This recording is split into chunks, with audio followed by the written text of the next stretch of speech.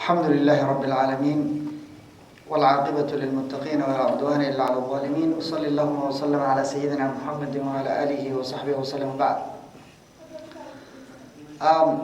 Ramadan is about to leave us, and the most important portion of Ramadan is about to begin soon, and that's the last 10 nights of Ramadan. According to Aisha radiallahu anha, when the last 10 nights approach and start, the Prophet sallallahu alaihi wasallam used to get ready for it. He used to prepare for it, and he used to tighten his belt according to her, and he used to wake up his family and tell them to worship Allah subhanahu wa ta'ala. And he used to make his night alive, meaning his whole night is full of dhikrullah, qira'atul Quran, salah. There's no sleeping in those nights. As we know, Ramadan is the most beloved month of Allah subhanahu wa ta'ala. And it's the month that Allah has chosen to reveal His Quran in it.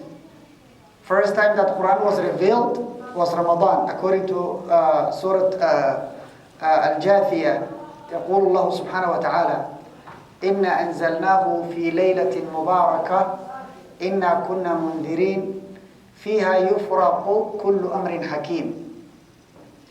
The Quran was revealed in a Mubarak night, in a blessed night. And Allah subhanahu wa ta'ala says in that same night is the night that hukum or the aqdar are dispersed. The angels of Allah subhanahu wa ta'ala receive the package of one whole year for that one night. Some people call it Laylatul Hukum, and some people call it Laylatul Qadr. But the most well-known name for that night is Laylatul Qadr. Allah subhanahu wa ta'ala says, Inna anzalnahu fi laylatil qadr. Indeed, we have revealed the Quran in the night of Laylatul Qadr. وَمَا أَدْرَاكَ مَا لَيْلَةُ الْقَدْرِ. Allah subhanahu wa ta'ala makes it big deal. He says, O Muhammad, what made you know what Laylatul Qadr is? And then Allah subhanahu wa ta'ala explains what the Laylatul Qadr is. Laylatul Qadri khayrun min alfi shahr. The night of Laylatul Qadr is better and more beloved to Allah and more valuable than 1,000 months. 1,000 months. If you calculate, it's plus 82 years plus.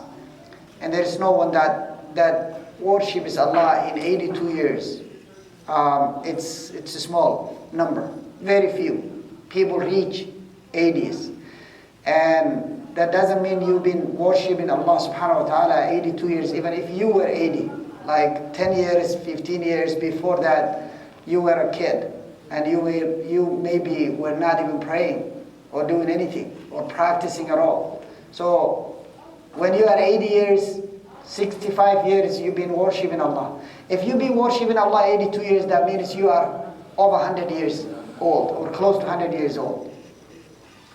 That one night is more valuable. Anything that you do is more valuable than something that you have done in 1,000 months. More valuable, not equal, more, better. And that one night, according to Prophet Muhammad sallallahu alaihi wasallam, is in the last 10 nights of Ramadan, most of the times. Most probably, it's in the last 10 nights of Ramadan. Especially the odd nights, 21, 23, 25, 27, and 29. There are disputes among scholars. Many scholars believe, or most of the scholars believe, it moves around. And that's what is correct, because we have two Sahabi, each one is swearing by Allah subhanahu wa ta'ala that it's so and so night. We have Ibn Abbas saying it is in the night of 27. And we have Abu Sa'id al-Khudri radiallahu anhu narrating the hadith of the Prophet sallallahu alaihi wasallam saying, the Prophet told us that he was shown the Laylatul Qadr. He saw it. And he says, I wanted to expose the night to the Sahaba. However, two individuals argue. Right after the Salah is finished, two individuals started argument. And the Prophet ﷺ used to leave when there is an argument, he used to leave and evacuate himself. Because when there is an argument, indeed there is a shaitan. And he says, I don't want to share shaitan space or stay with him. So he left. And then he says, I forgot. Because of that argument, I forgot the night. He says, I remember.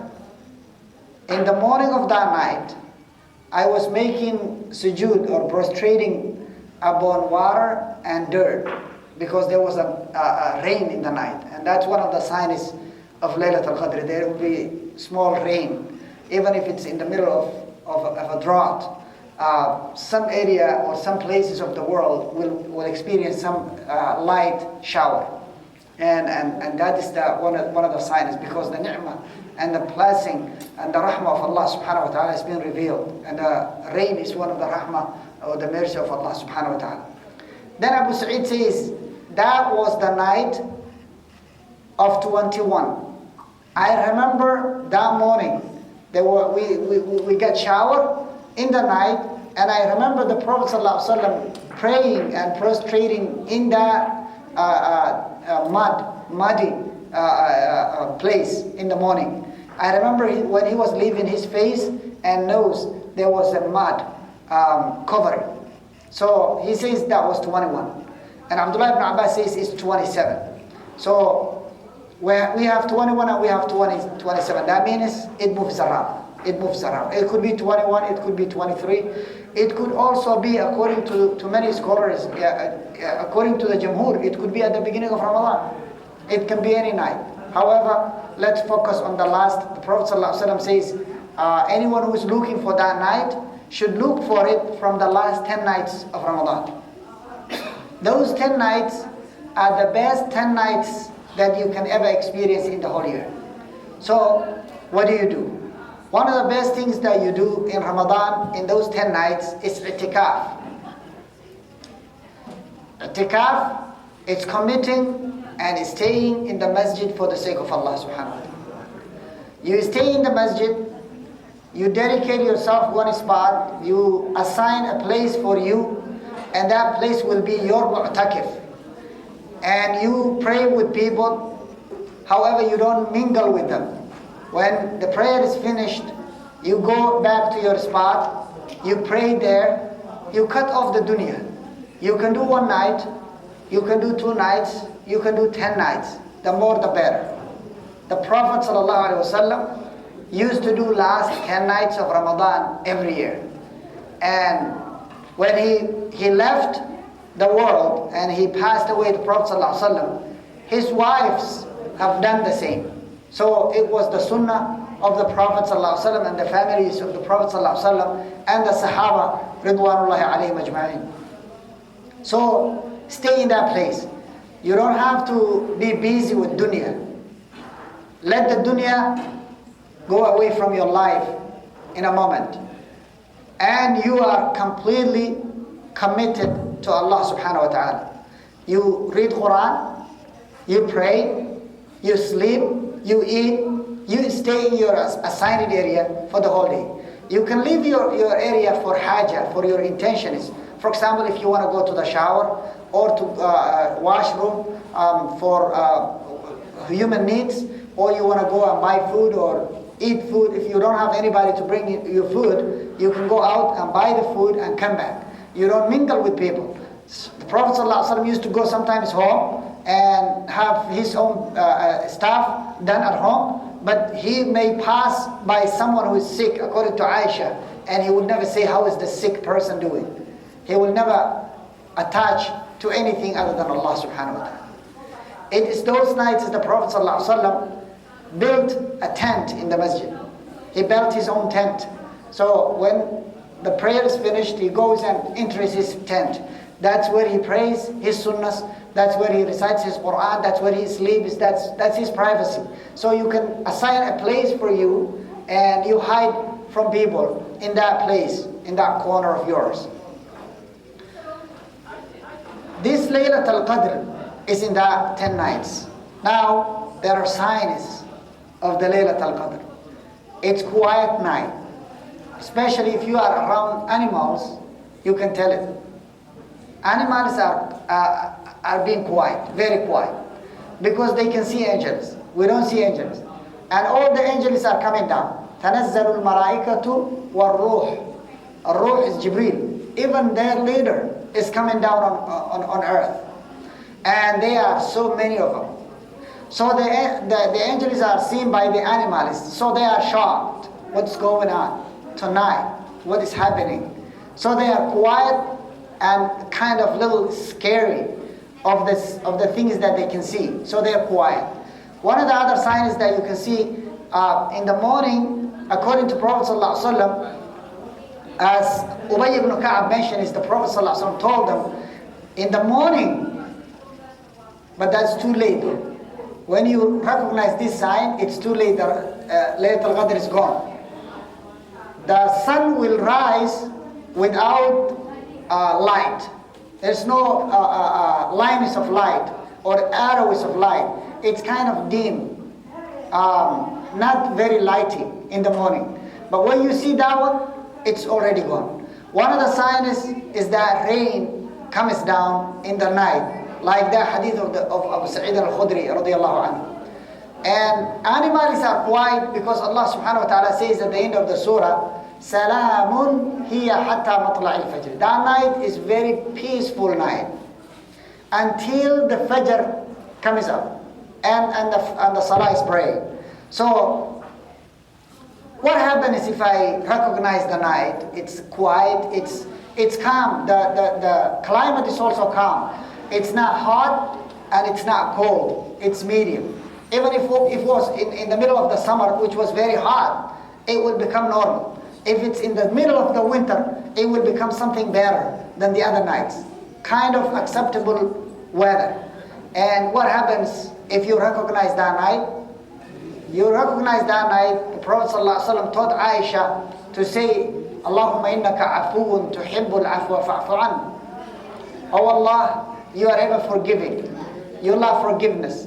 Forgive me and forgive us. You say that dua over and over and over again. Allah subhanahu wa ta'ala will forgive you. And as we said in Ramadan, Allah frees people every night of Ramadan from the hellfire. So you will be one of those freed from the hellfire. Ask Allah subhanahu wa ta'ala to free your head from the hellfire. Ask Allah subhanahu wa ta'ala to grant you a Jannah and the best place in Jannah, Firdaus al-A'la. Ask Allah subhanahu wa ta'ala to take care of your problems in the dunya and in akhirah. If you witness that night, make sure you pray as many rak'ah as possible. That night pray 100 rak'ah. If you never prayed before, what happens? It will be recorded for you like you were doing that same specific regimen of ibadah last 1,000 months, which you were not even being there. Allah subhanahu wa ta'ala will give you a record that's equivalent, even better and more, خَيْرٌ مِّنْ أَلْفِ شَهْرٍ, better than 1,000 months. Recite as much Quran as possible. That night read like 2, 3, 4, 5 juz. It will take not more than 2, 3, 4 hours. Deposit as much as possible of Quran. That night give sadaqah. Give as much as you can. If you recognize that is the night, try to even drain your accounts, because that money will come inshallah. Allah will bring it. Whatever you have, deposit it into your account in the day of judgment. Because that will be recorded so many times. Like you have been doing sadaqah, that amount lasts 1,000 months. So it's even better. It's even better. If you were paying every night that same amount of money, for instance, $1,000. You give that $1,000 tonight, that night, that Laylat al-Qadr, it will be recorded for you better than if you were paying 1,000 every single night in the past 1,000 months. Before you even born, it will be recorded for you more than that.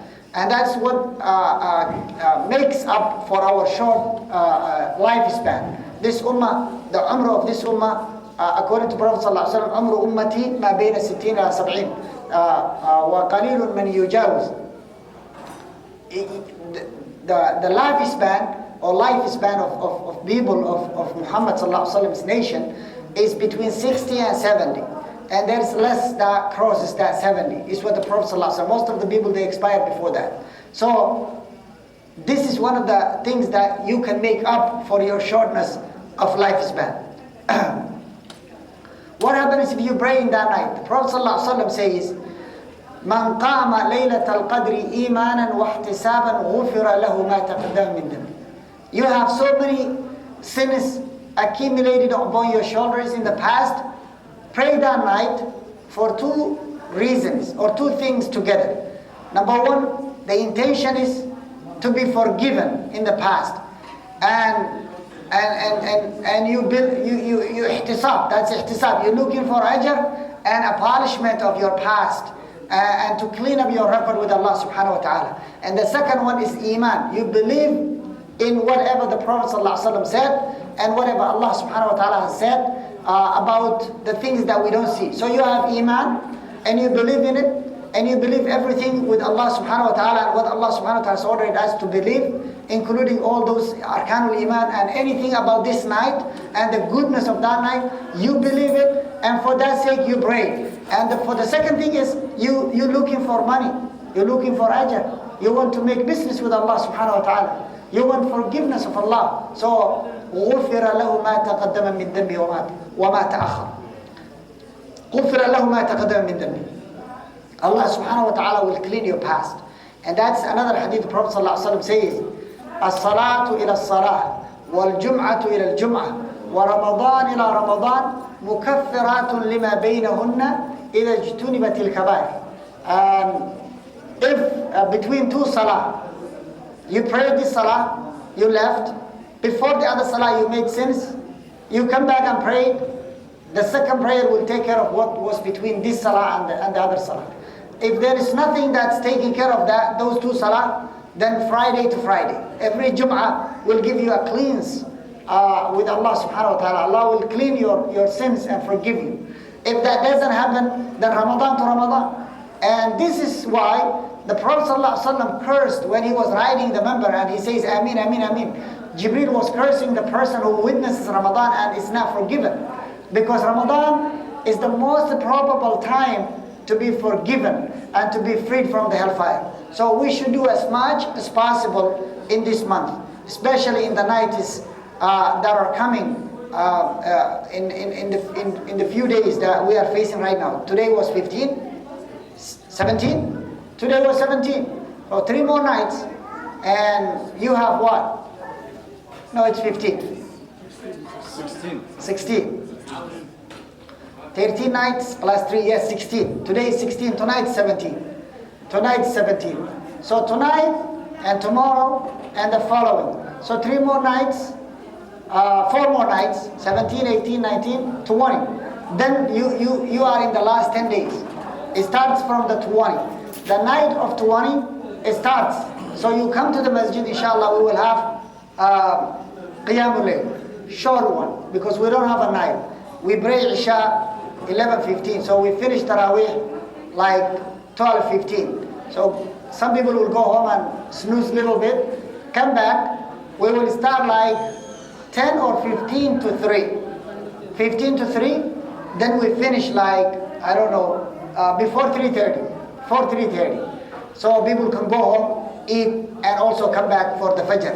And Fajr Salah is 4:10. So inshallah, let's all benefit from the goodness that's coming. Let's all knock down our soul. Inna nafsa la'ammaratun bisu. Our soul is telling us to be lazy, to ignore, to neglect this opportunity that's about to come. We should not listen to our soul. We should ignore our soul and do what is good for us. We should come to the masajid as many times as possible. If we cannot stay in the masjid because of the other life commitments, because of work or such a thing, then come the nights, force those nights yourself and come to masjid. Although you are tired, play with your other times, you know, the daytime, sleep here and there. Whenever you have a time, like when you come from work, go to bed and have like 2-3 hours, and then so you can have energy, so you can focus on the nights. If you cannot come for whatever reason, do this thing. Pray Isha and Fajr in the masjid with Jama'ah, and pray whatever you can in the middle, at home, if you cannot come to the masjid. But pray Maghrib, pray Isha and Fajr with Jama'ah. Whoever prays those prayers in Jama'ah in the night of Laylat al-Qadr, he gets the Laylat al-Qadr. That's what the Prophet ﷺ says. So that is the least thing that you will do. Pray Fajr and Isha in Jama'ah, and if you can do anything in between, please do so. Inshallah. Barakallahu lakum. Sallallahu wa sallam ala Sayyidina Muhammad wa ala alihi wa sahbihi wa sallam.